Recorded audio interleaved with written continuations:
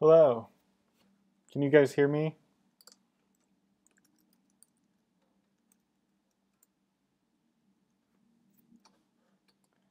All right, perfect. Let's go ahead and get started here.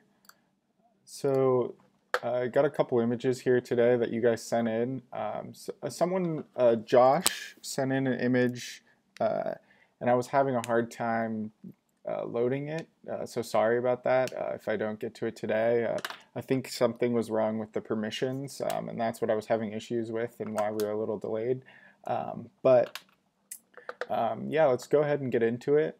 These are the images we have today. Let's go ahead and just start from the top here.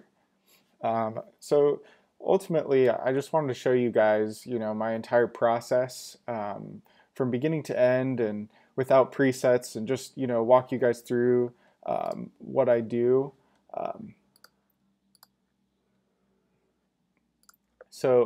This image here was sent in by Kaylyn. Her handle is, let me just check so I don't get that wrong.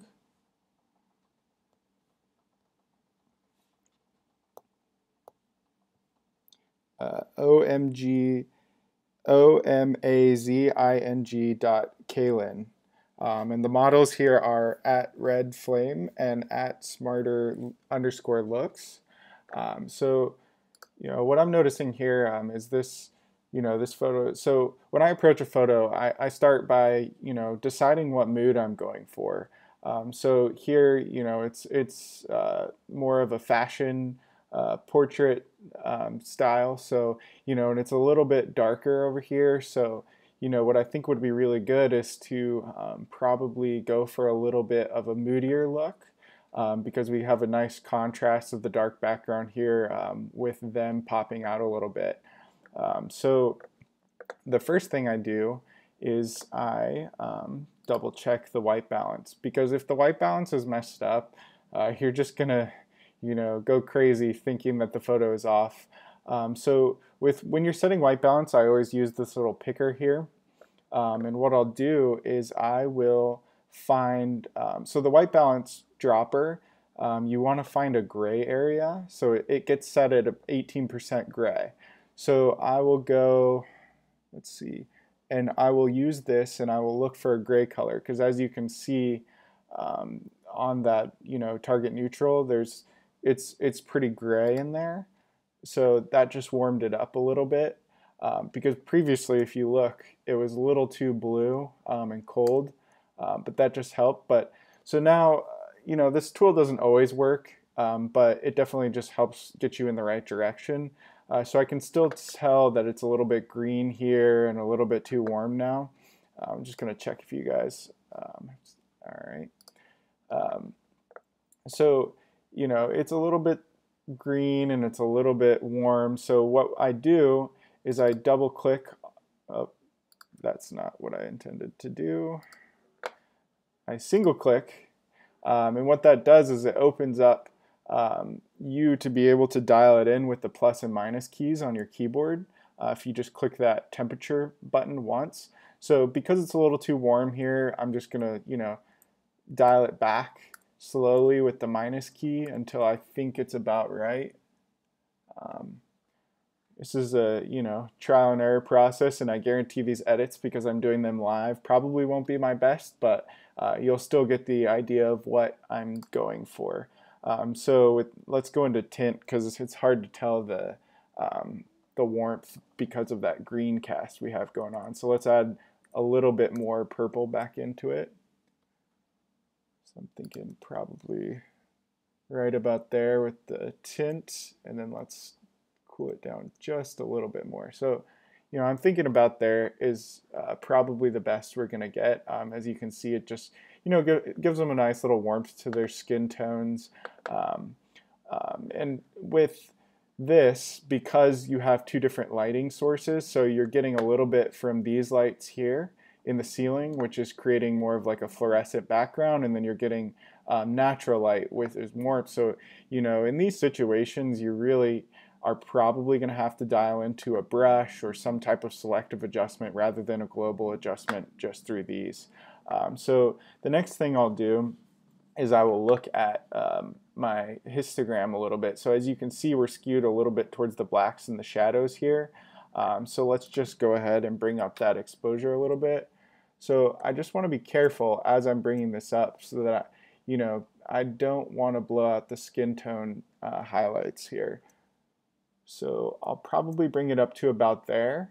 And as you can see, it is a little bit blown out here, but then we'll go back down into the highlights here, and then I'll modify that and just bring a little bit of that back. Don't want to go too much, because if you go too far with the highlights, it starts looking a little flat and strange. So, I'll make sure to leave a little bit of highlight, just enough so that you can get some of that detail back. So the next thing we'll do is we'll boost the shadows here just to get a little bit more texture in the black areas of the photo here. But not too much, because I don't think we need a ton. Let's see. Yeah, let's go about there. And then let's mess with the whites a little bit. So if you take a look at the histogram here, you can see our whites are getting a little bit close to clipping, so I'm pulling those back just a tad. Again, and you don't want to pull those back too much, or you really get a flat image. One thing to note is, when you're editing different styles of photos, this is where you can really set the, between the tone curve and your adjustments here, you can really set the tone of the image. So because I'm taking down the shadow, taking down the highlights and bringing up the shadows, I'm creating a very flat image. And this just gives me more room to work with here in the tone curve when I get there. So ultimately, I'm just trying to flatten it out here.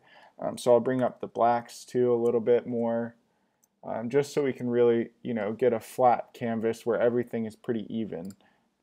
I'm going to bring the whites up just a little bit because we're looking a little flat here in those white areas.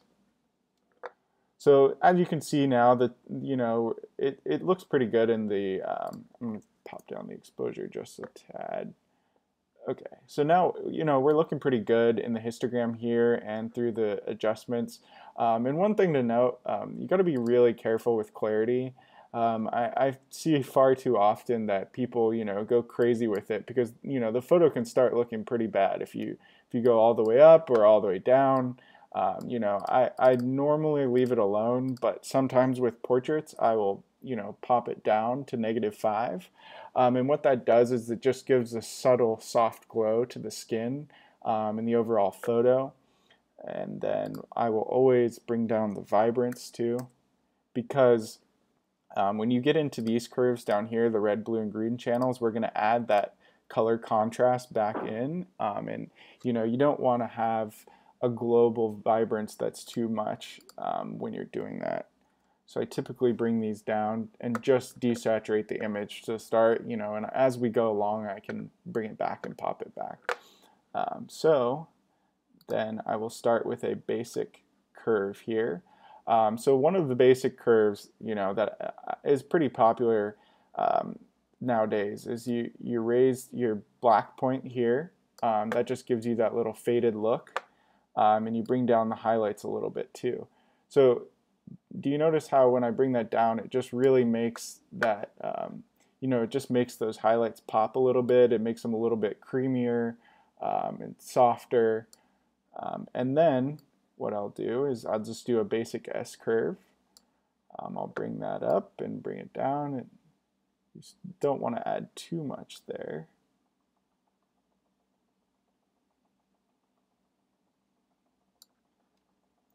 All right, so after we did that, I'm going to go back here. I'm noticing that the highlights are a little bit blown out still, so I'm just going to adjust that there.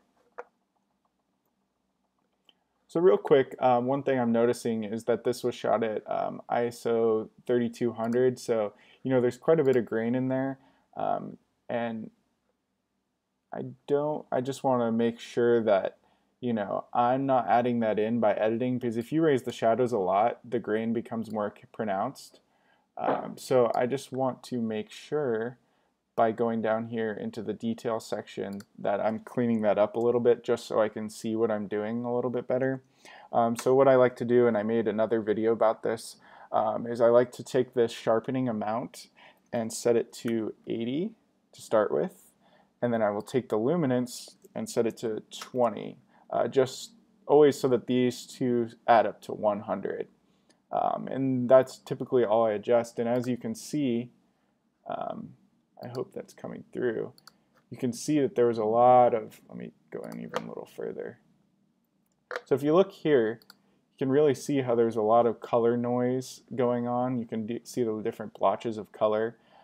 And then if you turn it on, it just cleans that up so that, you know, it's overall just cleaner image to look at. Just check this. All right. And so, you know, the next thing I'll do is I will go back into these individual channels of the tone curve. So as you can see, this image is still pretty flat and we don't have a lot of color depth. The colors aren't really popping. And this is where you add the contrast in. Normally, you know, I don't like adding too much contrast up here because, you know, again, like the clarity, it just gets really messy and oversaturated.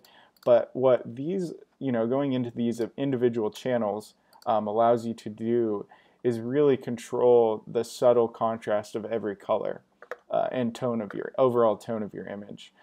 Just a quick note, if you're not seeing these curves, just click this button if yours looks like this to get to this. So let's start with the red here. So when I'm doing these, you have to be very careful because as you see, even the slightest little changes drastically change the overall color of the image. So I'm thinking of going with a little bit of a colder look here. So let's see. So I'm going to go down. So as I push this, it's adding red into the highlights, and as I pull it out, it's adding like a blue-green. So, you know, I'm just going to add to make it a colder image, I'm going to add a little bit blue there, take out some of that red, and then I'm going to add red in the shadows here. So it's going to look a little weird as we're going through this, but you know, you just have to get through all three channels to really dial it in. And you know, this is ultimately a trial and error process. So with these, I'm doing a reverse because I'm just trying to balance. I'm doing a reverse S here. So typically with these, I either do an S, like I showed you in the first main curve, or I do a reverse S to just switch it up, because I noticed that there was some greens down here, so I'm kind of just blending that out with these greens throughout the image, and we can change that later here in the split toning section overall, but I'm just trying to balance it out.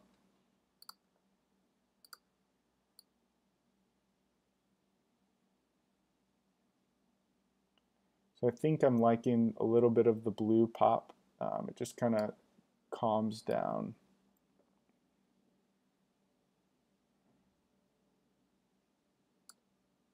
So let's see. So here's the before and after of just those three channels. As you can see, this is where, you know, everyone's style develops through these curves. So, you know, what I would recommend is really just going through your photos and, you know, messing with all three channels of the tone curve, finding, you know, what tones you like, and then saving it as a preset through here in the plus sign. Let's see. I just want to close up some of these so we have a little bit bigger image so that you guys can see. Okay, so next, you know, I will go into the hue HSL here. So what I like to do is I like to use this little guy here, and once you click that, you can go over to your image and you can just individually pick the colors. So see, as I'm dragging up and down, because I selected this red area, it's only changing the reds and, well, and the oranges, whatever color palette is in what you're talking, what you clicked.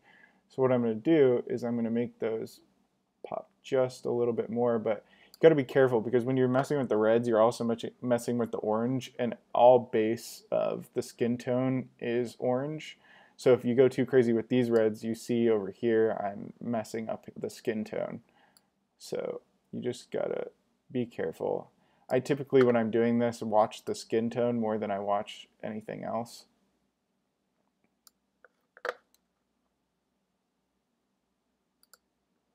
So I will just go through these. This is a tedious process. It's not. So with this, I'm going to, because I think that this like lighter aqua looks better with the green yellow tint that we have going on in the background. So I'm going to add that. The skin. So let's see, the skin is still a little bit too red.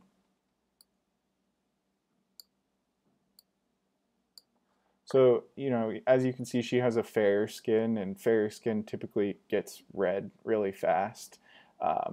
And darker skin tones usually get orange really fast. So you just have to be careful with that. So, you know, this is, you know, editing portraits of, you know, mixed skin tones. You really have to, you know, just keep an eye on both as you're making these adjustments.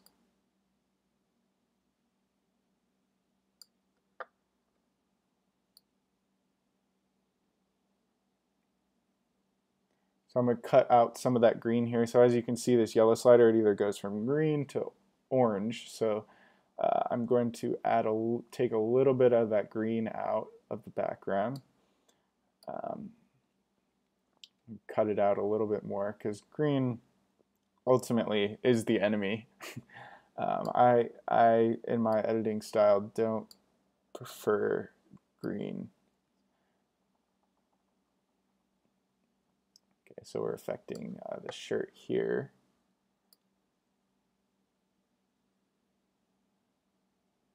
It looks better like that.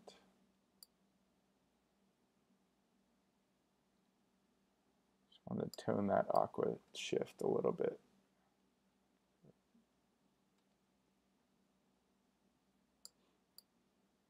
And as you'll see, I just do it rough in Lightroom. I typically will switch it up a little bit in Photoshop after the fact, which I will show you guys in a minute. So this is just my base edit, just getting, you know, generally started. But most of my coloring I do in Photoshop typically. So here I just like to, you know, really, I like to desaturate some of these so you get a more even picture, because I think that it's too easy to oversaturate.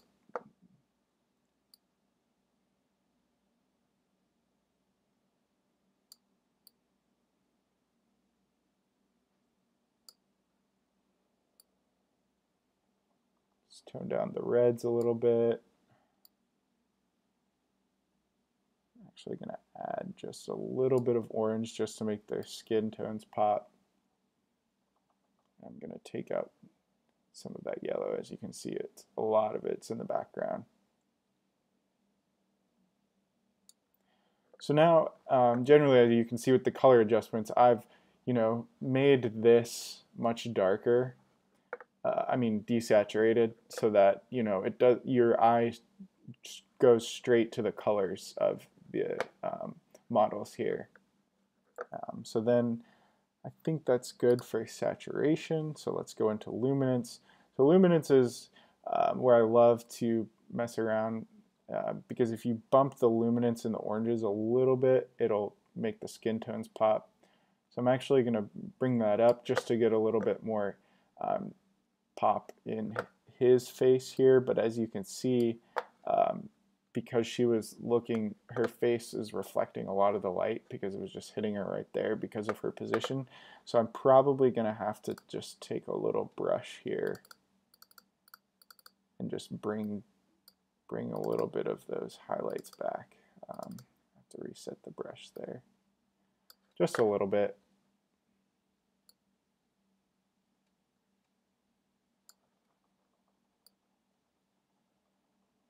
Because ultimately, if I, you know, with, you know, mixed lighting, you have to do selective adjustments with the brush here. Alrighty.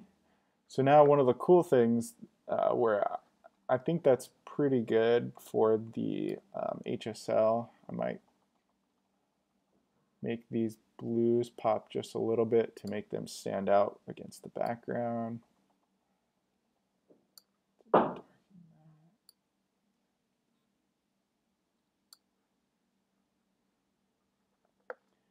So let's just see, you know, where we've gotten so far. So this is where we started. This is the before, and this is now.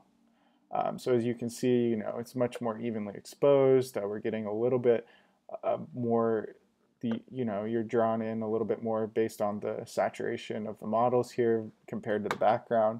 And we'll accentuate that a little bit more in a minute. So next I'll go into split toning. And split toning is where you can really, you know, get some unique colors. But one of my favorite things to do is if you look up here, they have this little dropper tool. And these are presets that are built into Lightroom. And so as you can see, there's some blues and some oranges and a gray. So what these do, these mimic filters, like when you're shooting film or other, you know, things you can buy, warming filters that go straight on your camera just to make your image appear warmer. So I really like these, and they look a little bit crazy at first, but there's some crazy construction going on upstairs. I don't know if you guys can hear that. But what I'll do, let me just check that. So what I do is I apply it and then I just bring down this slider here. This is the saturation of it because you can see it gets a little crazy, but I'll just pull it back a little bit. So let's see. So if you check the highlights here, it just warmed up the skin tones a little bit. And the next thing I will do is I'll do the same for the shadows. So sometimes, you know, you just want to mess with it because here I think adding a blue might be better. I'm liking that first one over here, but I just kind of go through them just to check it out. Let's see, actually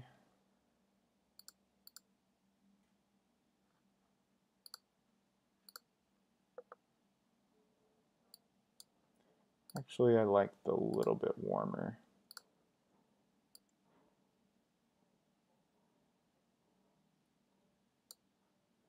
So as you can see, I'm just really cranking down the saturation on that because those go on way too strong. So there's just the little bit of difference we've made. So, you know, just slight warming of the image overall, but I think it just gives it a much nicer tone. Let's take a look at the changes here before and after of the HSL too. So as you can see, we had a lot of greens and oranges and the skin tone was off. And I just kind of changed that up a little bit. So his skin is looking a little too red still to me, but at this stage of editing, I don't, you know, like I said, I'm going to go into Photoshop, and that's where I'll really fine tune it. You know, you could, if you don't have Photoshop or you're not familiar with it, you really could just go back through these, you know. And I will show you another technique that's really good for Lightroom. So if you go down here to calibration, so I don't know if you guys ever seen, you know, it's pretty famous, the orange and teal, like Sam Colder or, you know, those people, they go in here, and this is how you get that orange and teal. So as you can see, by just shifting the hues of the camera calibration here, you know, I'm shifting all the reds to orange and I'm shifting all the blues to aqua. So you really make all the colors, you know, orange and teal. But, you know, that's not what I'm going for in this image. I just wanted to point that out. So, you know, because he's looking a little red, I might just shift this a tad to the orange.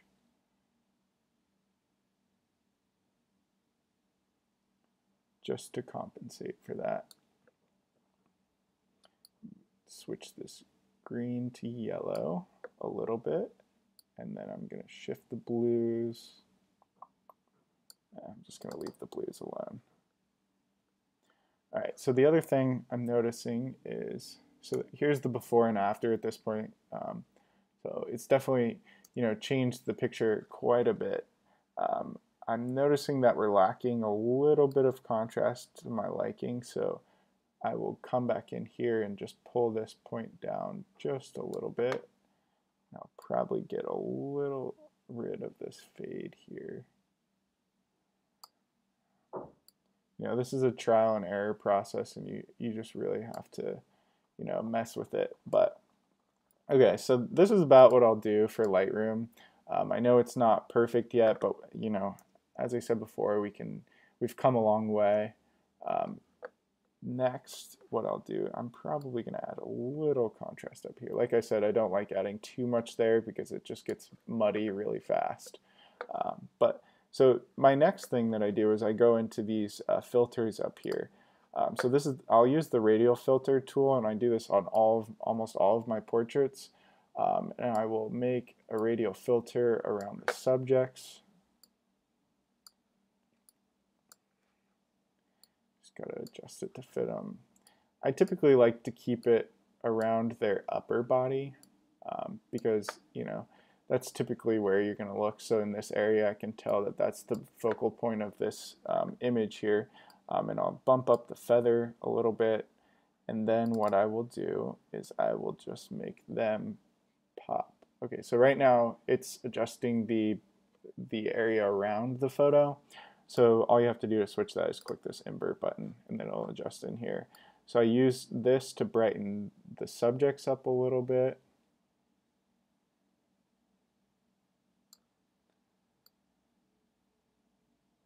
Bring down the whites and the highlight, because as I added exposure, it blew out her skin a little bit. Okay, so let's see that.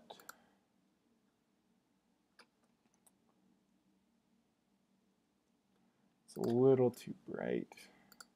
Just gotta dial that back a little bit.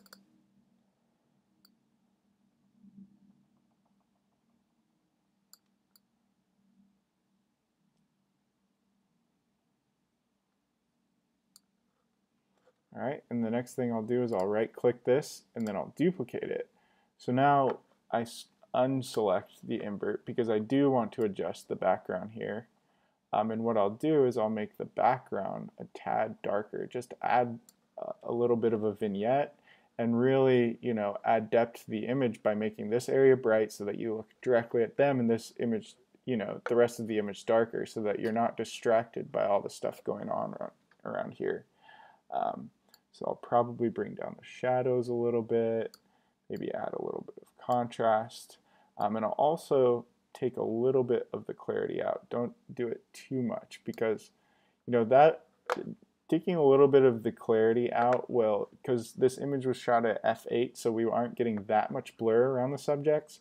It actually kind of mimics that effect because, you know, clarity is, you know, contrast and sharpness. So with the sharpness and contrast pulled back around here, it kind of gives it a blurred effect so that these areas aren't as sharp and defined so that you're not distracted by it and you look at the sharper, you know, and more defined areas in the center of the photo. So one thing I'm noticing here too is I don't want people to look down here because, you know, we have this dark area, but then we have this light area. So I feel like this is a little bit distracting down here. So what I'll do is I'll take the gradient filter here and I'll probably drag this up and just make this area a little bit darker. Just so that you aren't immediately overwhelmed by that. And then I will go down into, first of all, always turn Chromatic Aberration on. And depending on the picture, I'll enable profile correction. So this one I can see was shot on a 51.8. But as you see, when you enable the profile correction, it removes the natural lens vignette, but I kind of like that. And since we don't have a ton of distortion here, I'm just not going to turn it on. And then next, I will go into effects and I will add a vignette. And this just really adds to the moody and really removes this, you know, distractions around here.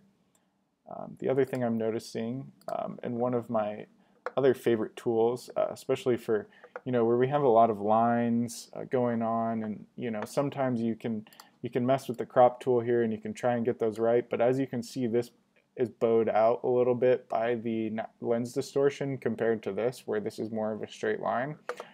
So one of my favorite tools is actually in the Transform tab here, and I click on Auto. And so it just helps to, let's just take a look at what that did. So it just takes a little bit of that distortion. Now you can see we have a straighter line here, a straighter line here. And if that didn't work on auto, you can always go into guided, and you can use this little tool. So I can use that magnification there, and you just click and drag, and you add it to another line. Find that. Let's see, where is that? It's right about there. Okay, and then you draw another reference point over here. Just making sure I'm right on that, and then you just hit done. Let's see what that does. Okay, so yeah, so now as you can see, it's actually really changed up the perspective of the shot, but I think it's so this is without and this is with. So I think it's really made them look taller, brought them a little bit closer, and all the lines are straight in the picture so that, we're not, distracted by all these lines going everywhere. Because in photography, that framing and lines are so important. I'm actually going to readjust the guided. I'm going to turn it off again. Then I'm going to go back to guided because I'm noticing that, what is it doing? Doesn't like me anymore.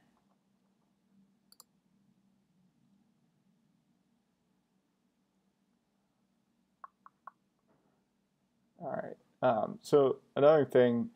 So yeah, let's see. Oh, there it is. Okay. So if you click that, it lets you adjust it. Because I just wanted to adjust the lines back here, because even though these lines are straight, I'm noticing that this one is a little slanted there. So I'm just going to add one more control point. And now, as you can see, those are straight and these are straight. And before, it was all, this is slanted out, and this is straight. So it just looks a lot more aesthetic. And the next thing I'll do, I typically don't mess with removing, so this tool removes objects in Photoshop, in Lightroom, but I will probably just do that in Photoshop. I'm just going to check if anyone has asked any questions. All right. So at this point, I think this image is done in Lightroom. So let's just see the before and after. Let's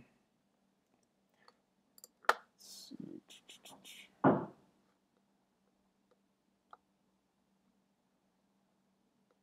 It is not letting me. Oh, there it goes. All right, so this is the before and this is the after. So as you can see, it's a huge change. I think, our eye is drawn into the models a lot more. The lines are straight. We kind of fixed the screen cast and balanced the white balance out a little bit. All right, so next I will go click right on the mouse and then go edit in Photoshop. So at this point in the process, you don't have to go into Photoshop, but I just prefer going there because it just gives you so much more control over the overall image.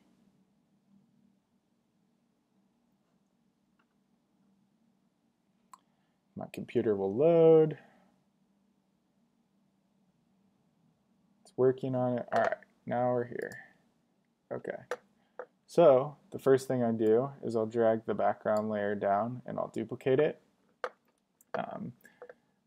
And I will start removing these distracting objects. So to do that, I go over here into the Band-Aid tool, the Spot Healing Brush tool, and I will hold down Shift, Option, Command, and then, oops, it is Control, Option, Shift, and then I will just slowly just do a little bit at a time here, because if you try to get all the chunk at once, it gets a little funky like that. And always you can adjust your history here, but I'm just going to zoom in just a tad to this area so I can just get a better look at what I'm doing. But I will just do a little bit at a time, and as you can see, it slowly disappears. And that looks much better. Alright, so let's take this guy out.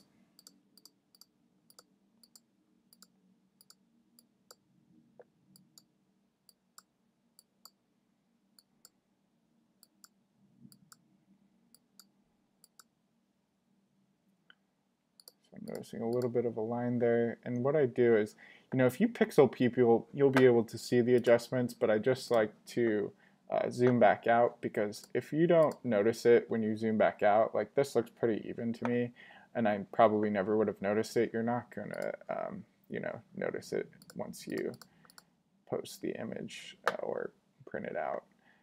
So next I'll go into this.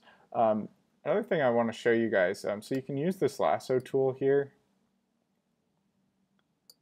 Go into there, and then you can go into edit and content aware fill. So this is a new feature in Photoshop. It gives you more control. So basically what you're telling it is, I want to remove this, and this green box here is what it's going to select the pixel and color values from. So as you can see here, we want this to be dark, like this color. So this brighter area over here, we don't want that color to be in where it's going to fill in. So you can actually tell Photoshop not to pick that up. So we'll erase this, because I ultimately just want it to be pulling from these darker areas. I'll even pull this out just to avoid getting those super dark, that super dark crease right there. So just take this out, because I ultimately just want it to be pulling like right around it. All right, and let's see how it does. Yeah, and as you can see, so then I'll hit Command D to get it to deselect. It's done a pretty good job, because I told it where to remove it. I just wanted to show you guys that. I'll go back into the Band-Aid tool, because this, oh, I accidentally made a copy.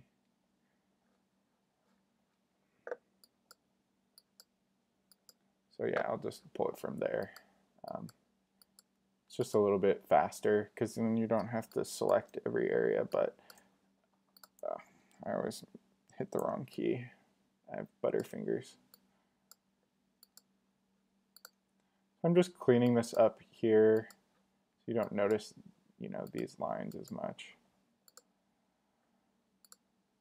While it looks really blotchy close up, you'll see in a sec once we back out, shouldn't look too bad. Clean up that edge there. So let's pull out here and see. Yeah, because I think that looks much cleaner than it did before, even though it looks a little blotchy. So I'm going to go back in and I'm going to work on that line here.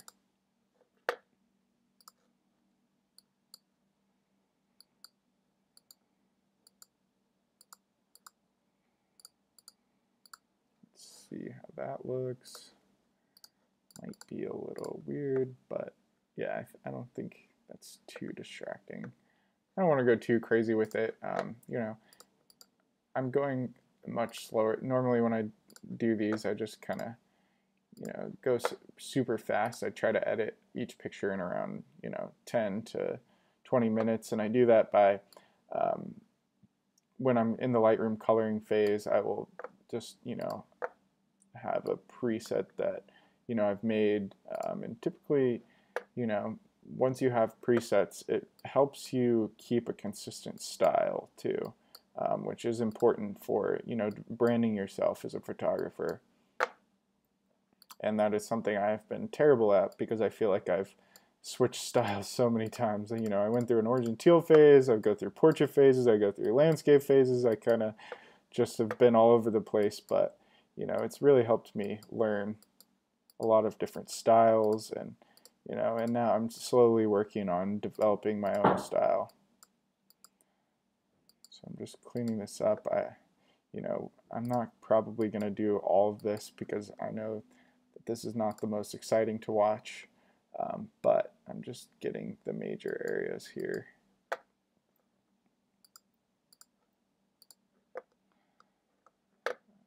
That. I want to work on this thing on the ground over here.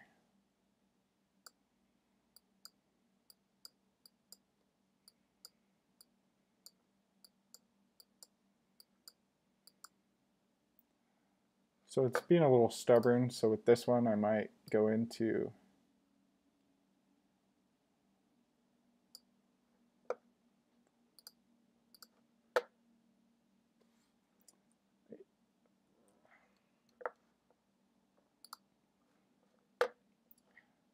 thought I was on the, so I use the patch tool sometimes when I have some bigger things like this, and it won't look perfect at the beginning, but as you can see, it's just a lot faster than me sitting there clicking through it.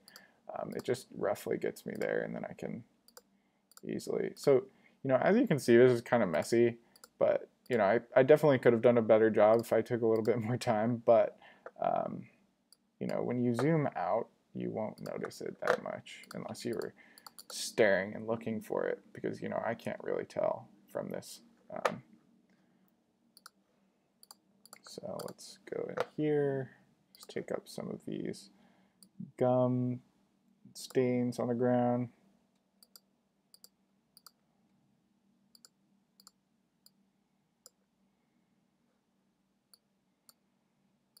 But yeah, essentially, I'm just going to stop here because I think generally that's okay. I probably would have cleaned it up a little bit more if I was taking more time, but you guys don't want to sit here and just watch me do that.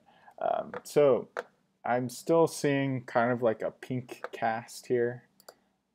I'm still seeing a pink-red cast here, and I want to fix that. So what I'm going to do is I'm going to go into Selective Color. And this is one of the reasons why I like Photoshop, because for each color, it lets you adjust multiple aspects of it. So just like this, I can, because that's the problem is here. I need to add a little bit more blue just to balance that skin out.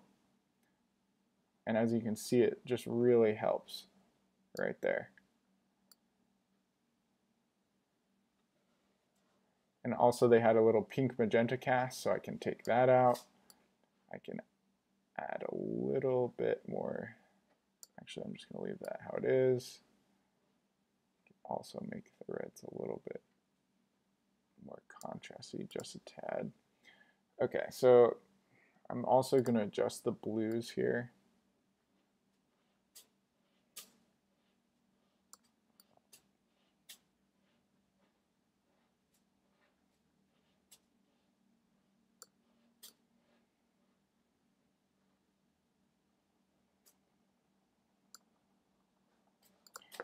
All right, and then let's go into the whites. So the biggest changes in selective color come from these three, so the whites, the neutrals, and the blacks. So again, I'm just going to keep with the trend, definitely just barely shifting this up.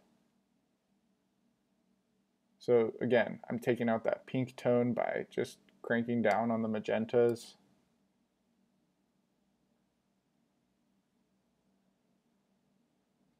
I'm going to add a little bit of yellow just to change up the warmth. I'm going to skip the neutrals for now.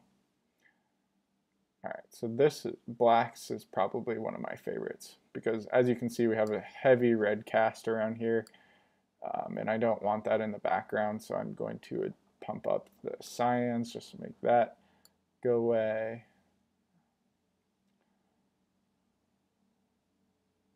You know, typically when I'm messing with the blacks here, I'm only going like +3 max. All right, let's just.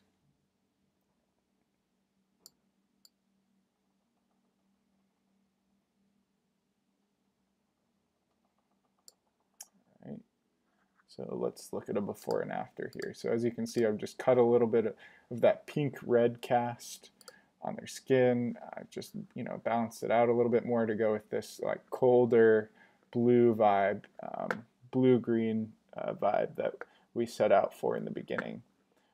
So then the next thing I will do is I will, so typically with portraits like this, where they're so far away that you really, you know, don't see much skin detail because they are so far away, I will just, you know, leave the skin alone for the sake of time. But, you know, I will probably show on another picture. I'm probably only going to have time to do one other picture in this editing session. I'll probably go live again next week to do the rest of them, and also, you know, work on any more you guys have sent in. But the next thing I'll do, so I'm still seeing that this image is pretty flat. And one of my favorite tools for changing that up is the levels, because it's very easy. So what you do, it's a little intimidating to look at this, but all you do is you take this point here and you drag it a little bit in. As you can see, it's just adding a little bit of contrast. Don't want to go too overboard with it, so I'll probably just go into a little bit. And you can also brighten up the image and make it pop here by boosting the levels of the highlights in the brighter areas. So as you can see, it just adds that pop to it. All right, so then next what I do is let's mess with a filter. So like I was talking about before, you know, Photoshop has built in these filters here to simulate as if you put a colored filter on your lens as you were shooting.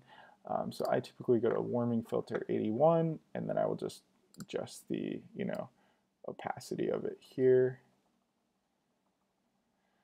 just to make sure we're not getting a little too cold on their skin tones. Let's see what a couple of these other ones look like. Yeah, I think I'm gonna go to 81. That's the one I typically use. So before and after that, not a huge change, but, you know, just subtly shifting the tones. And then probably the final step I'll do for this one is I'll go into the gradient maps. And, you know, I like to, as we said, we were going for a, you know, a colder tone, so I'll probably choose one of these that has, you know, a good blue in it. Just looking for, so I'm thinking, they look really crazy, but so I'm just looking for one. You can also adjust them here. If you just click on these, you can change the colors. But I might actually go with the warm. So I like how this one's crushing the blacks a little bit and adding warm in. And then I will change the blend mode. Let's see, let's see what soft light looks like. I'll either do soft light or multiply. So as you can see, it just kind of like, you know, added some more contrast to the blacks and also warmed it up a little bit. It's way too heavy still. Everything's, you know, pull down the opacity. Let's also check out what multiply looks like. It's the other one. Yeah, so I just like how, you know, it kind of took out the highlights. It just kind of evens out the tones of the image, makes it a little bit warmer. I might actually switch it up though. Let's just check out what the other, because there's two golds here. I think I like that one better. Yeah. All right, so let's just check a before and after here of what we did. And so that was before, coming straight out of Lightroom. It was a little flat, you know, the tones weren't as dialed in, and then we removed it and made it pop a little bit more. So yeah, I'm probably going to be done with this one here, move on to the next image. So I'm just going to close out.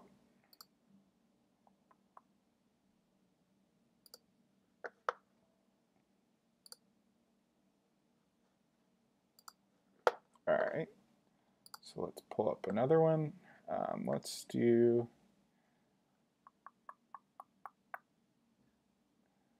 just trying to remember the order that these were sent in. See, I think it was this one was next. Let's go ahead and do this one. All right, so this one was sent in by Max.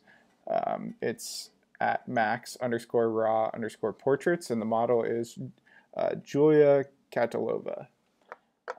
So with this one, you know, we see, so that I just wanted to give you guys an example of a closer portrait so that I can show you some of the more advanced skin retouching that I do in Photoshop, because we really didn't have to do it on that last one. But to start here, you know, this was shot correctly because if you expose for her skin initially, so her, you know, her skin and she is very dark right now, but you know, that's how you should be shooting your images, because if not, we would, you know, this would all be white over here and you'd have no detail, because it's easy for us to just boost the shadows, you know, and bring the highlights, and we're still getting a lot of detail. So, you know, good job on correctly exposing that. And this is a tougher lighting scenario because it's not very even. So let's start out by messing with the exposure. So I'm actually going to just expose for the background here. So let's see, I think I might just boost it up a little bit. Yeah, and then let's start pulling back on some of those highlights, because as you can see, they're still pretty blown over there. All right, and now we're pulling back this. And so now you can see, let's just check it before and after. So you can see we've gotten a lot more of that texture back in the background over there. And I'm probably going to bring up the blacks just a little bit. All right, then let's add just a tad. Actually, I'm just going to leave that, because I like to leave this at 0 when I'm doing this tone curve, and then I'll come back, and if I think it's a little flat, and I'll add a little bit more. So just like before, I'm going to do -5 clarity. I might do a little bit of dehaze. So dehaze, you know, is adding saturation, but in this scenario, because of the lighting, you can see we have like a light haze here from some type of light, or maybe water hitting the lens or something. You know, it's just a little faded right here, and I can tell. So I'm just going to add a little bit of dehaze. You know, don't go crazy with it. And then I'm going to pull down, like last time, the vibrance and the saturation, just to get a flat, you know, canvas to work off of. And then we'll go into the tone curve. I'll drop 3 points there. So if we boost here, as you can see, we get a lot more detail in her face. Don't want to blow out the highlights too much. This up here I don't care as much about. I just don't want to blow out this water here, because it really, you know, balances out, because we have this darker water here and this, so I want to keep some detail here.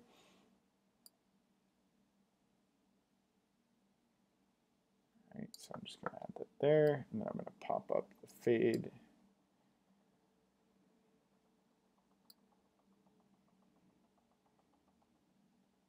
So it looks a little gross right now because I need to apply the adjust brightness to her face, but I'll do that after this. So then I'll probably, you know, as you can see, this is a scenario where I'll just slightly, normally I pull this down a lot, but if you pull this down a lot, it just makes those highlights go crazy over there.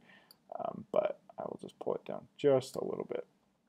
And so this is with and without the tone curve. I haven't done too much there. And then start going into the individual channels. And so for this one, because we're outside and the scene is very blue and cold, I want to add warmth into it. So I'll do an S-curve here. So this is going to look really crazy until I go through all of the channels.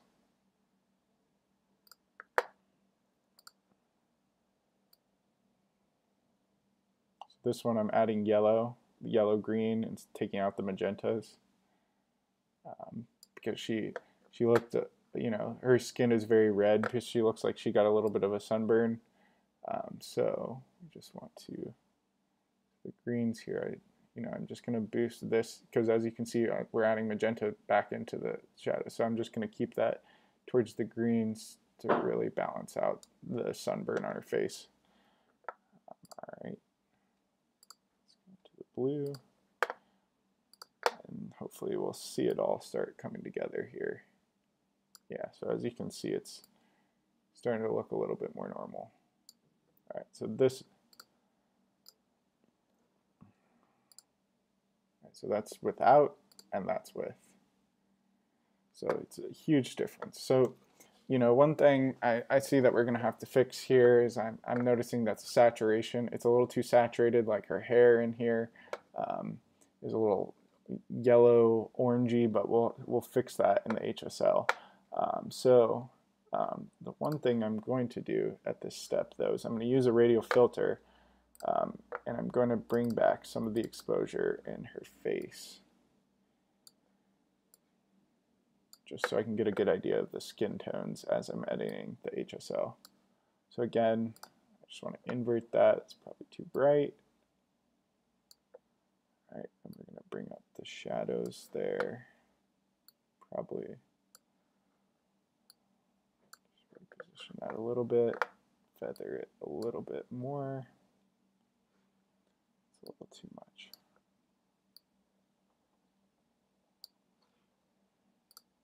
All right, so we're already off to a good start here. So yeah, I'm still noticing that it's a little too saturated in the background here. So now we'll start moving down into the HSL. And what I'm going to do is I'm just going to go straight to the saturation first because it's kind of bothering me how saturated it is. So I'm just going to pull out. So with water like this, it was very blue water, you're probably going to get most of it in the aquas. Even though this looks green, it's probably coming from the aqua channel. So yeah, we're getting some greens up top there on the pier. But I'm just going to pull those down, and then as you see, when I pull down the aquas is when we pull out a lot of it. You don't want to pull it all out because then this water looks gray, but definitely just pulling it down some. We might have to do a little selective here because, I don't want this to be too gray compared. Take some of that in the blues. All right. Yeah, because in this situation, you want her to pop off of the background. Probably going to add a little bit more back in and do some selective later because I just don't want it to use too much. Pull out some of the yellows.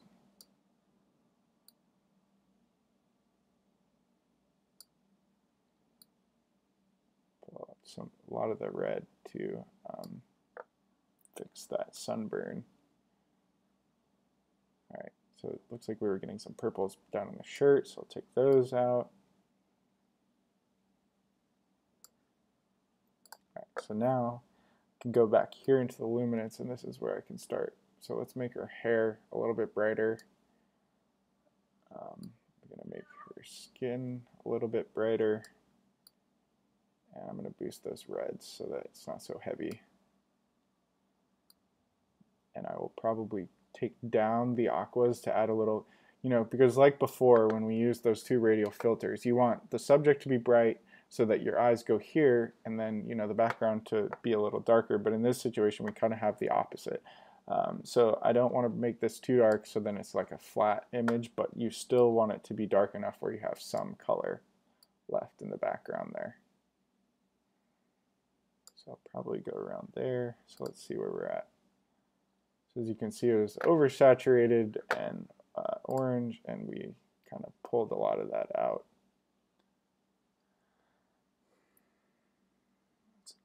I'm actually going to add a little bit more vibrance back in generally because I think I went a little overboard on the desaturation. I'm going to pull black point up a little bit more. Just to, because I felt like the contrast was a little too heavy, so I'm just going to, tone it back a little bit. All right, so now let's go into these filters. So in this scenario, I'm guessing one of these warming filters is going to work really well. All right, I think I'm liking this one, but it definitely just needs to be pulled back.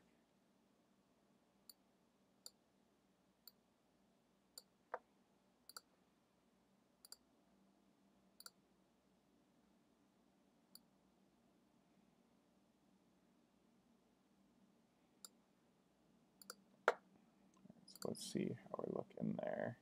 All right, so it's very cold, but this is a bright, summery kind of scene, and you want it to be warm. So I'm just pulling in a lot of that warmth back, but it's a little too much still. A little bit goes a long way with these. All right, I think that's about all I'm going to do here in Lightroom. Maybe even pull it out a little bit more. All right, so at this point, here's where we're at. So that's the before. This is where we are now. Probably going to do my same trick. I do this on almost all of my images. It just really helps reduce some of the color noise. Let me take out the fringing. So this is where you can see a good example of chromatic aberration, if you aren't familiar with what that is. So if you see this green cast that you're getting, it just happens from the lens diffraction when it's hitting objects like that. So let's remove chromatic aberration, and typically Lightroom does a pretty good job. Yeah, you can see it just toned it down just a little bit. It doesn't remove it entirely, but it definitely helps. Let's just check what I'm not sure. Let's see what kind of file this is. It's a DNG, so I have no idea. Well, I see that it's on a 35 millimeter 3.2, so I'm gonna just guess a camera brand. Let's go with Nikon. All right, and typically with brighter portraits, I do like to take this off. And then I'll just naturally add the vignette back in. So as you can see, just changed that edge vignette. Actually, it's doing something weird, so I'm just going to leave it. Let's play lens roulette with Canon. See what it gives us. All right, yeah, that's looking a little bit better. Now it is blown out. Let's add a little bit of the vignette back in. All right, yeah. Oh yeah, I think that's much better. All right, so let's go with that. Let's just check the transform, what it's going to do. Yeah, it's going to do something crazy because we have a lot of lines that probably can't be straightened out, so we're probably just going to have to leave this one as is. I'm going to add a little bit more vignette back. And I'm going to add a little bit of grain, just to add a little bit of texture, because this one was shot at ISO 100. I really like adding grain because it just overall gives the photo a little bit more texture. But I don't go too crazy with it, just about plus 15. So now I'm going to go into the brushes. I think we're almost about done with Lightroom here. And I work on the eyes.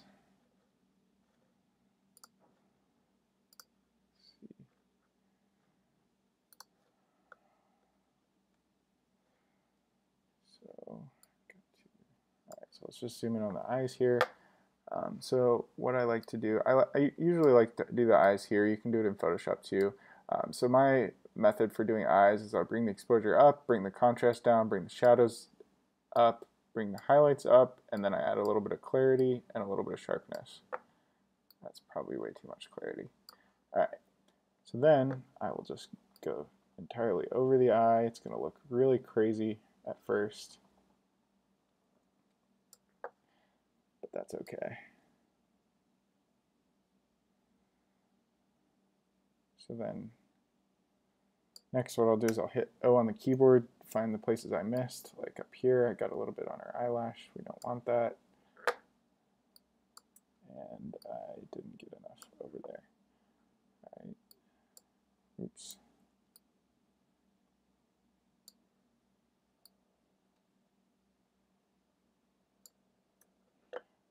And the next thing I'm going to do is I'm going to take, we don't want to brighten up the pupils of the eyes, so I'm just going to mask those out. All right, and then I'll hit O just so we can see. Now we're definitely getting a little too crazy, but I zoom back out, and then that's when I start to fine tune it a little bit. Just, you know, toning it down a little. But I'll probably add a little bit more shadows back in. Yeah, it's still too crazy.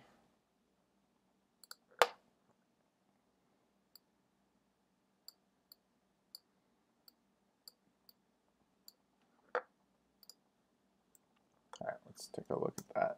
So before and after. All right, so I think that's about it for Lightroom. Actually, real quick, I'm just going to apply one more radial filter on her. Just make her stand out a little bit more. I'm going to actually add the radial filter, I mean, around her. So, invert that just to get the background area here, do it a little crazy, and then just tone it back. Actually, I don't think we need it. All right, so let's go from there. All right, so there's the before and the after of where we're at this point. So next, I just go back to Photoshop.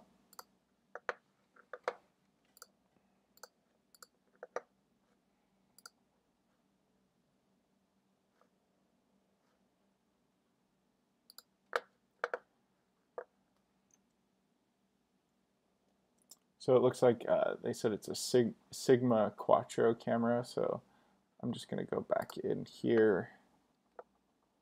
Let's choose Sigma. I liked the Canon distortion better. It doesn't look like Lightroom has a preset for that lens that was used. So let's just go straight into Photoshop. We will duplicate the background layer. So first thing here, you know, I still see we have some work to do on the colors. They're still not to my liking. They're a little crazy over here.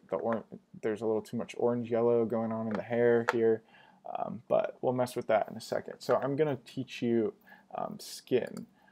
So what I do with skin is I use a action, but the actions I've downloaded, I think you can find free actions for, so what I'm going to do is frequency separation. You can just search on Google and you can download a free Photoshop action and they're all the same. There's literally no difference. So they'll typically give you an 8-bit and a 16-bit, and that just depends on the resolution of your camera. So if you're using a high resolution camera, you probably want to go 16-bit. If you're using a, you know, maybe like a 24 megapixel camera, go down to 8-bit. Let's just go with 8-bit because I have no idea for this one. But okay, so it's once you run the action, you just hit play here. They're all going to be like this. You just hit, so it's going to pop up Gaussian blur. And you can use this to find I usually go towards the cheek here. And you want to make sure that, you know, the blur here is blurring out a lot of the texture, you know, it's blurring out. So like here, I could see this line right here. So that's a little bit too little, and you just dial it in to where that line goes away. So right about there is where I think it's good, and then I hit OK. And so what this does, I'm going to delete this layer because, you know, it's not that important. So what this is doing is it's separating the high frequencies of the photo and the low frequencies. So your low frequencies, if you turn off this, it contains all of the color data. So, you know, it's taking away the texture layer. And similarly, if you turn off the color, we're getting some from these down here. But you can see that this just contains the texture. There's not color in this. So this is the skin texture, the hair texture, all of that. So the combination of the low frequencies and the high frequencies is what creates the image. But this is very powerful in skin retouching, because you can use these low frequencies and you can adjust the colors, and you can blend the colors out so that you don't get because as you can see, especially because she's a little bit sunburned, you can see some of the sunburn areas turn up a little blotchy, and we can smooth those out without smoothing over the texture of the skin and ruining that. So we'll start out in the low frequency layer here, and we will go into this, just get a little bit closer. And so my method, so there's a couple ways you can do this. You can do the Lasso Tool, and you can make selections, and then you can go filter, Gaussian blur to blur it out. Just make sure you're on the low pass layer, but I don't like that way, because I don't know, it's just it's hard to get even selections on places. So what I will do is I will go into the brushes over here, and I will go into the mixer brush. So the wetness here, it just kind of, so this is really like painting. So if I take the wetness all the way up to 100, you can see it's going to do some crazy stuff with the colors. So let's see, yeah, so we're dragging all these colors out over here. So let's undo that. Okay, so you don't want it to blend too much, so I typically leave this around, you really want to stay within the 1 to 5% range. Load, you can leave it at the default. Mix, you can leave it at the default. And then the only other thing I adjust is the flow. So flow is just how heavy it's going to be. So this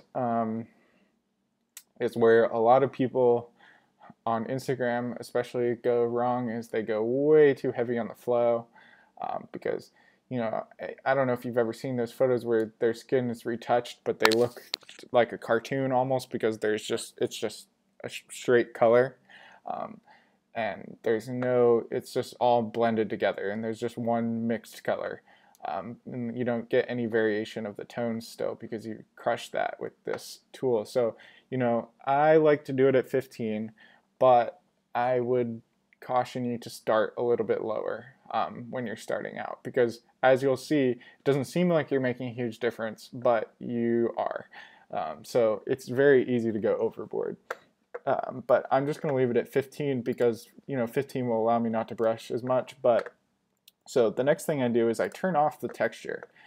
So turning off the texture just really allows me to visualize the areas that need work, because as you can see, she has a sunburn here on her nose, and that's blending in with this over here.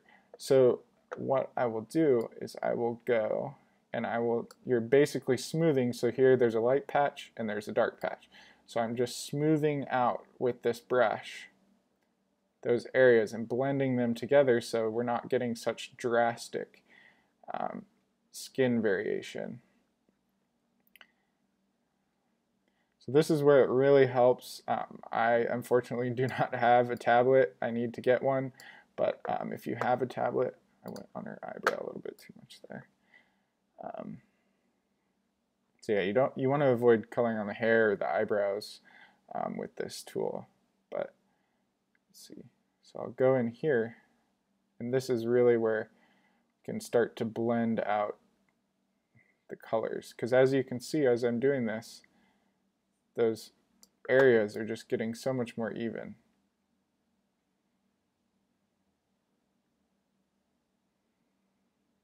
So we'll go into the eye here. So when you're doing this, you want to drag.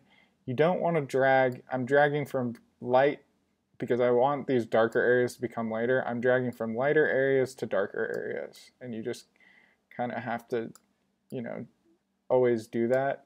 Oh, so you can see I went off there. So I'll just go back and redo that. So I'm dragging from light to dark just to mix in, because if you remember, when I was, had the wetness up, it drags over. So as you drag, you're pulling from here and putting it there. So we want to pull in a lot of the lighter area colors, so that we're getting rid of these blotchy, the shadows, especially, like dark circles under eyes, or just, in this situation, it was, in the middle of the day, so you get a little bit more contrasty of a scene.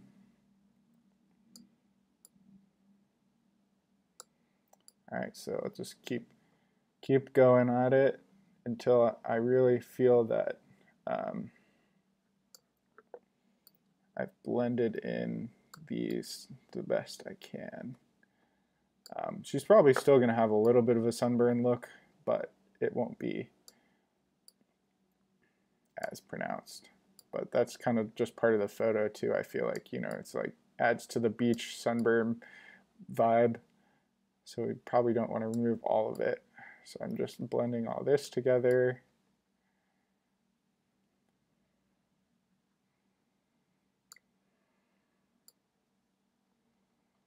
So I'm avoiding going on the lips or the eyebrows or hair or things like that, because you just don't want to.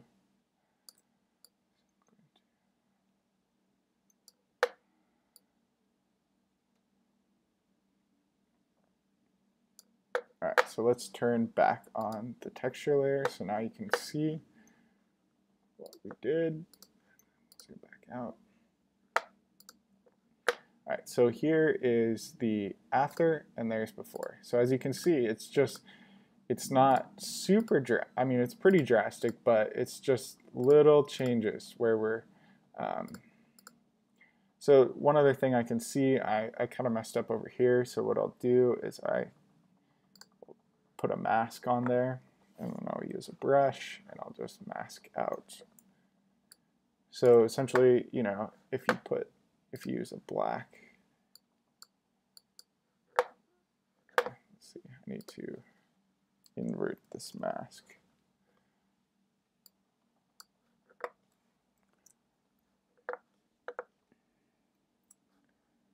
My brush. All right, there we go. I'm just masking out a little bit of where I messed up. All right, and I will probably go back in. So I'm going to do that at the end.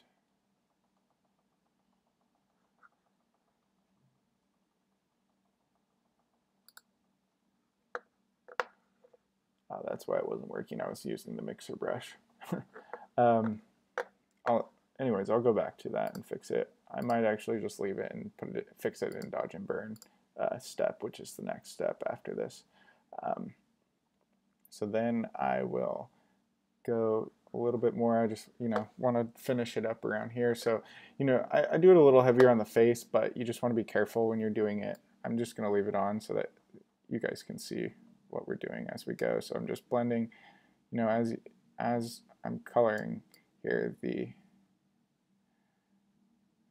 that scar is going away. So I'm just blending all this together. Just make a smoother transition between the colors under there and remove some of that, patchiness that, everyone inherently gets.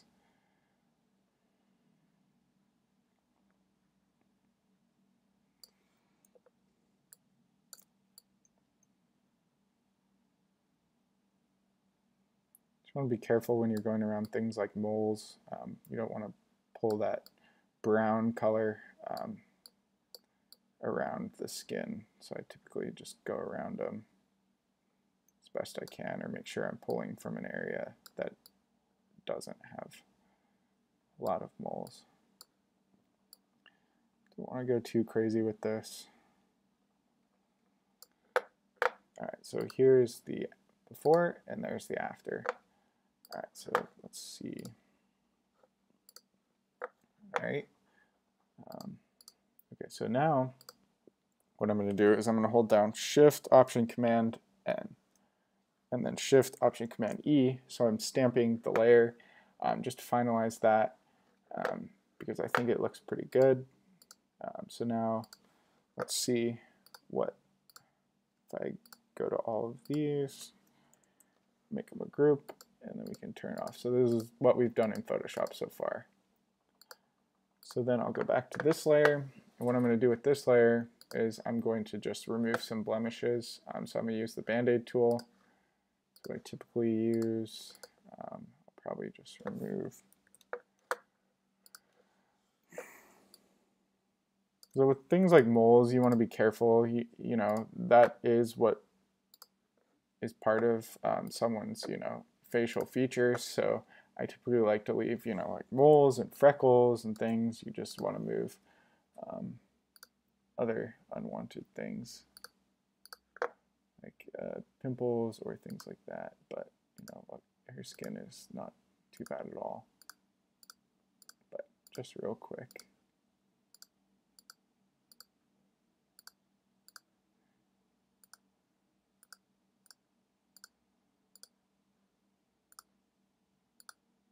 I'm also just removing some of those, you know, like there was a reflection on a hair or some, so I'm just moving some of those distractions. Like we have like a little wet line right there. Actually did not do what I wanted it to do. Just gonna undo that.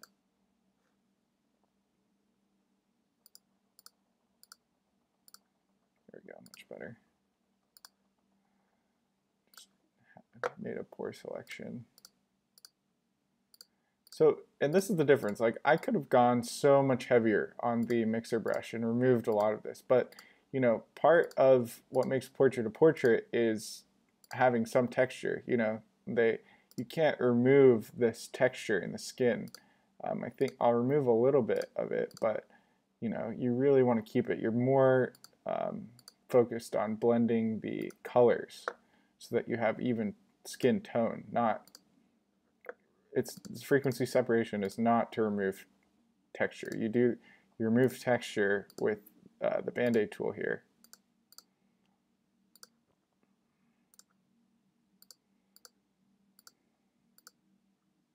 I mean, you know, it inherently removes a little bit of the shading of the skin because you're blending some of the darker areas into lighter.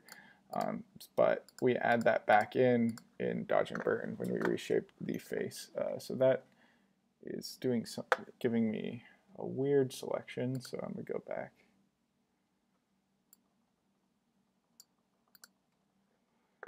All right, I think that's good right there. So just remove a couple more things. You know, like you could go. I'll probably blend out this a little bit more. But I don't want to go too crazy with it because I ultimately do want it to look, you know, natural. All right, so now let's take a look and zoom out.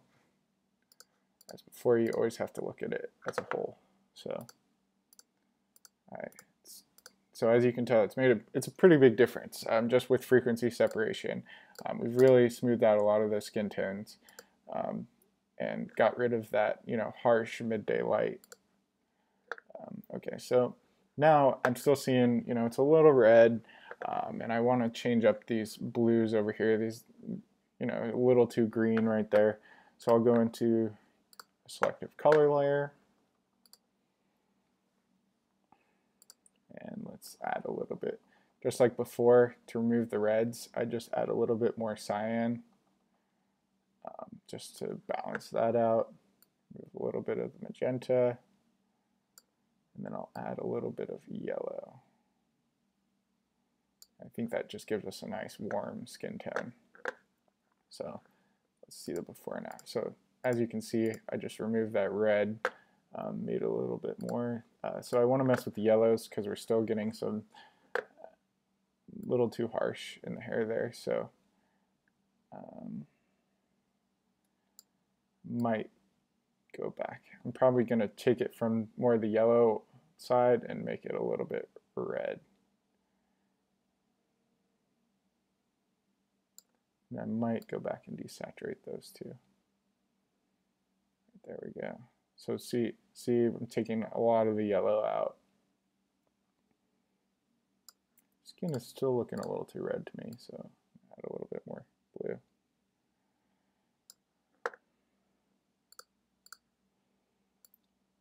Editing skin tones is the hardest part.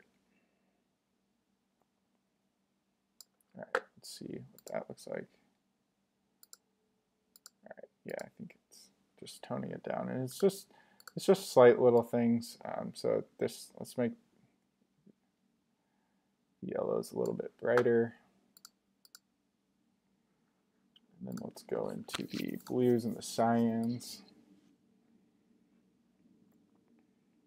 So probably want to add some cyan.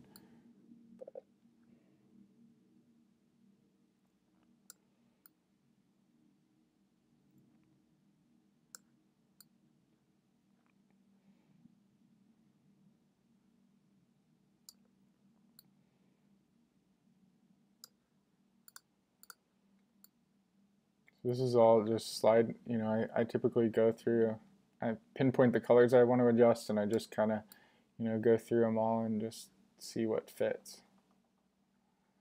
There's no exact science to this.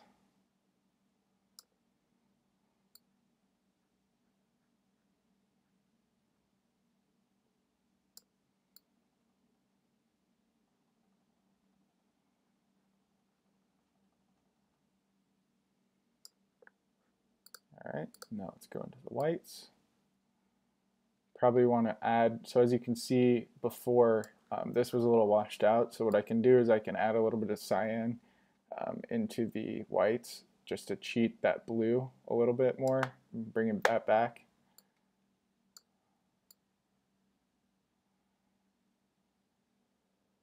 Like that teal green mix with the orange and reds here. Probably add a little bit of yellow into it too. And then let's make it a little darker just so we get a little bit more color back there, but not too much, because you know I still want her to stand out versus the darker background. Let's go to the blacks. So here I kind of like this. In the blacks, I'll add this reddish hue kind of. I do like that. It's probably a little too much.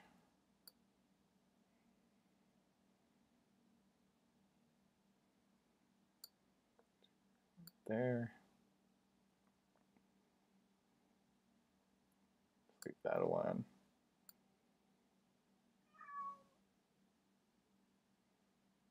All right. So one thing I do notice, so that's before and after. So as you can see, the whites were a little bit magenta if you look closely. The skin and that. So I've changed up the blues, added a little bit more yellow, just kind of evened out some of these oranges and reds so that it kind of just flows together. So yeah, so let's look at overall what we've changed. So that's before and that's after. So then the next thing I'll do, I'm noticing I lost a little bit of contrast, which I want to add back in. So just like the last picture we did, I will go into the levels here and I will add some more back in. So I'll bring down these. Don't want to do too much because I don't want to blow out these highlights over here, but just enough. You can also adjust this midpoint. Yeah, so right about there is looking pretty good. So as you can see, it was just like a little too faded, and now we've just added that contrast back in. Then the next thing I will do is I will add a gradient map. I'm probably going to go warm on this.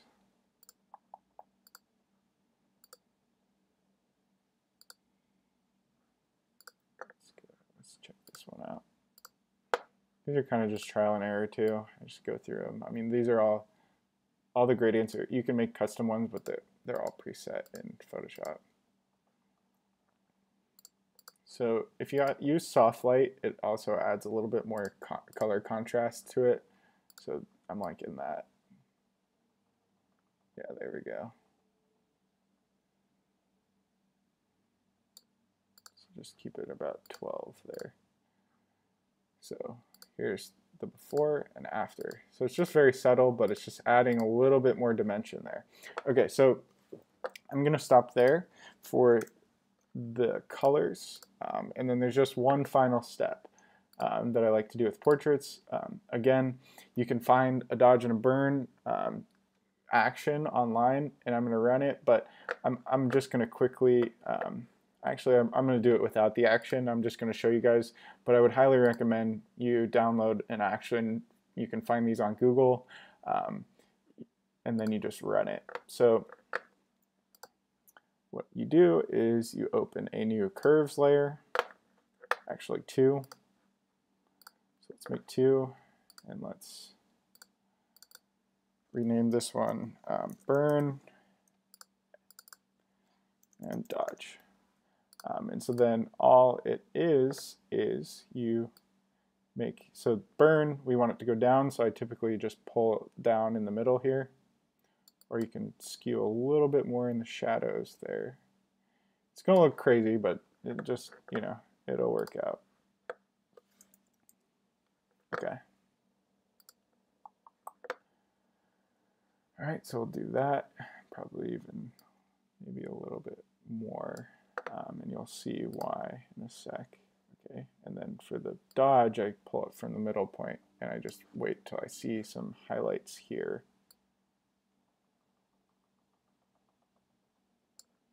It's always good to pull these curves a little bit heavier because you can always dial down the opacity in the end if it's too much. So now let's go into, so what I do is you hit Command I and you invert, let's see, so I'm going to turn off that for now. I got to hit Command I too, or we're going to see that. Okay, so now we've basically inverted both of those layers. And then you can take the brush, because this is a mask, and you can just basically use your brush. So let's, don't want to use the mixer brush, you want to go to the plane brush tool. And then we're going to burn. So what I like to do is I like to burn, you need to burn shape back. So with the, you know, when we blended the colors with the mixer brush, we kind of lost a little bit of the shadows and the depth. So that's why the dodge and burn step is so important. So what I'm going to do is I'm going to burn around her face, add some of the shadow back, and it also just makes the face kind of stand out relative to the hair. And then you just slowly go through, and you know, I don't recommend you change any of this. I'm just using this, as you can see, I'm just drawing a little bit more intention into her face by, you know, following the darker areas here and just darkening them up a little bit more.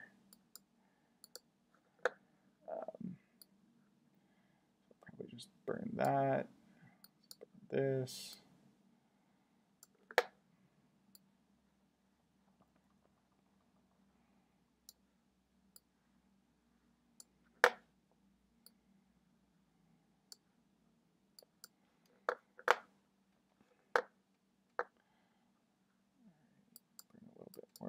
Here. I like burning the chin a little bit, the neck, I mean, just because it makes the face pop out and look a little bit more three-dimensional. Let's shape the arms here.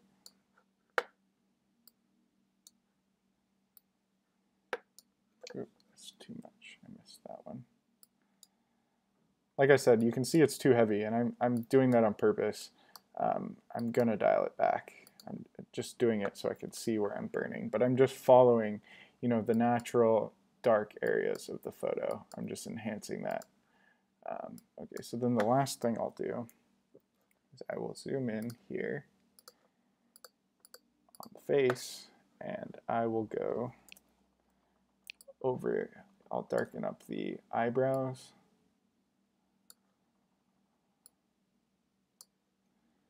And a little bit in the mouth here, just in these black areas, just follow that. I typically avoid this. I'll actually brighten those up, but just that, and I'll just follow the eyelash, darken up, hit the pupil a couple times.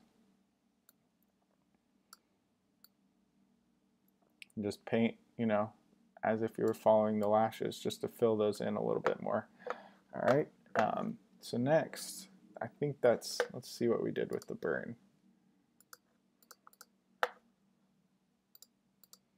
So as you can see, it just, shapes the light a little bit, and it's way too heavy, so we're just gonna pull that back.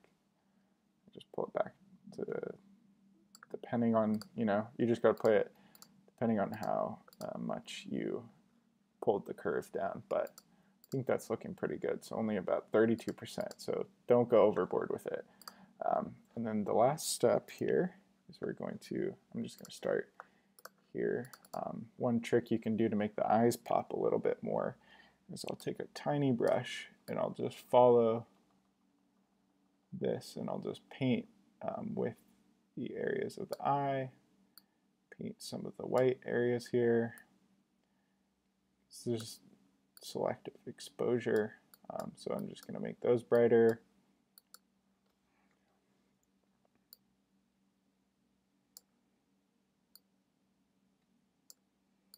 You can do this in a separate step, but I typically, just for saving time, I just do it all together, because that's why I do a little bit. I've done that on the face, so then I'm just going to start going into these areas here, remove some of you can see it just helps to remove some of the dark areas around the eyes. It's way too much, of course, but I'm going to dial it back a lot, so not too worried. But I typically just go through here.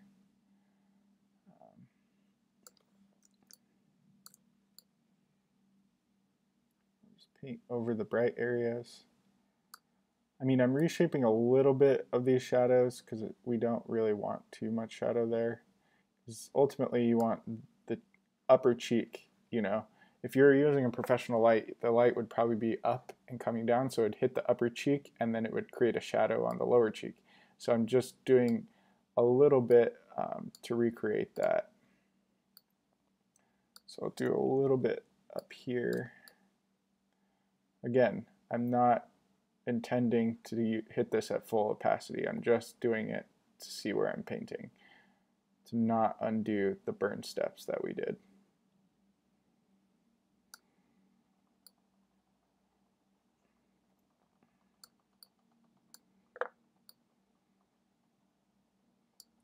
A little bit on this upper lip, and then I'll go in and I'll fix those corners of the mouth.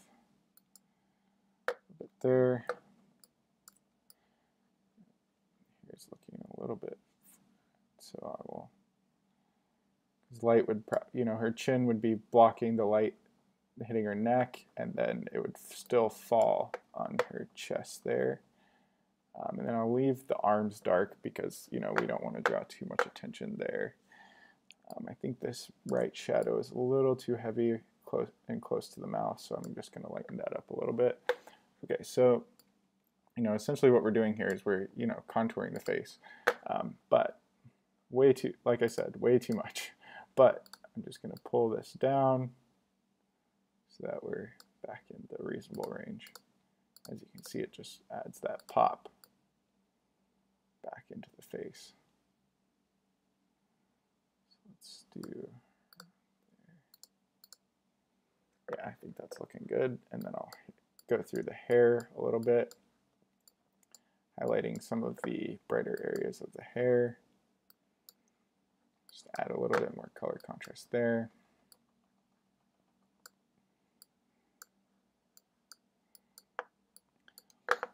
And if we're going to spend a little bit more time, I would probably remove some of these extra hairs because it does make a huge difference, but for the sake of this, I'm not going to get into that.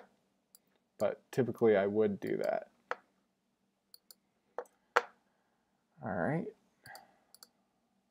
So let's see where we're at. The shirt is looking pretty dark, so I'm probably going to bring some on this too. Just not painting completely over it, but just kind of highlighting those areas, just adding a little bit more depth to it. painting over the bright area there, brightening this area up over here because we do have some light hitting that. And yeah, let's zoom back out, and I think we're going to stop there. Like I said, you know, I probably could have done a better job if I was just sitting and focusing, but for the sake of this.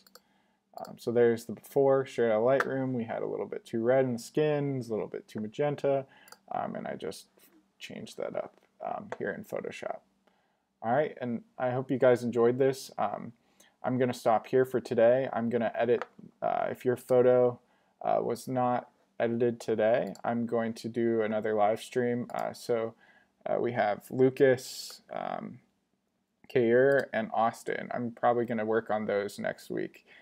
We have 2 landscape photos, so those won't take as long as portraits. Portraits typically take the longest for me because I, you know, get into a lot of the nitty-gritty of it. But so yeah, there's their final photo, and I hope you guys enjoyed this. And you know, please like and subscribe if you want to see more of these live streams in the future. And yeah, thank you guys so much.